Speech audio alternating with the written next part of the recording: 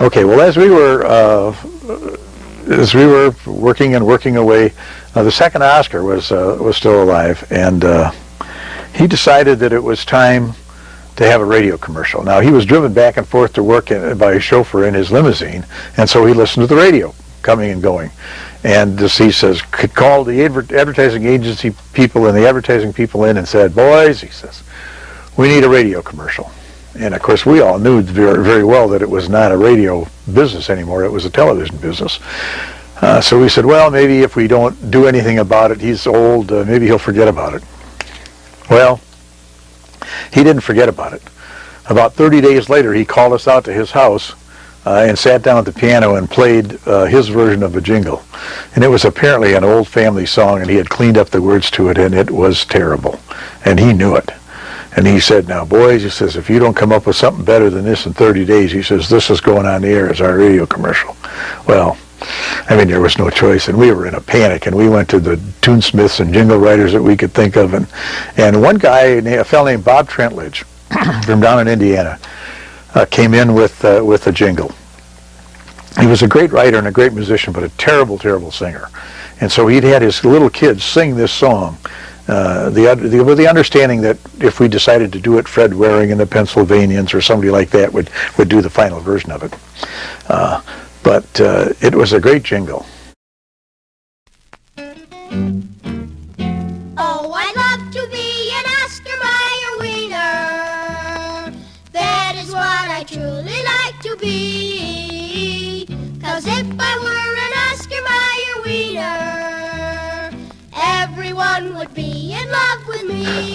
But the kids had just a haunting quality about them. And I went to Carl and I said, "Carl," I said, "before we do anything to this, let's just try the kids and see how it'll work." "Oh, no," he says, "we can't do that." He says, it just might not work at all and hurt our reputation." I said, "Yeah, but gee, what?" Well, he says, "All right." He says, "Try it someplace, but someplace where they don't know us, so we don't have anything to lose." So we didn't have anything in Houston, Texas. So we took the commercial down there, put it on 2 or 3 radio stations, and before long, I mean, the editorials were being written about the song. People were writing us. We had tons of mail about the jingle.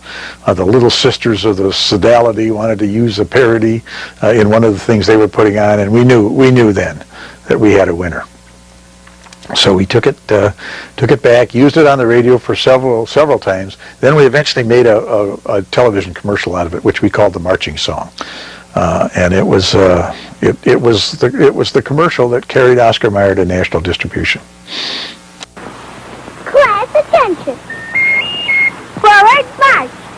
Oh, I'd love to be an Oscar Mayer Wiener. That is what I truly like to be. 'Cause if I were an Oscar Mayer Wiener, everyone would be in love with me. A big parade is so inspiring. Oh, I'm glad I'm not an Oscar Mayer Wiener. That is what I never want to be. 'Cause if I were an Oscar Mayer Wiener, there would soon be nothing left of me. Oh, I love to be an Oscar Mayer Wieners are all meat, all good meat, rich and complete meat protein, mildly seasoned to bring out all the good meat flavor. Everyone would be in love with me. Next week, you handle just the refreshments, Freddie.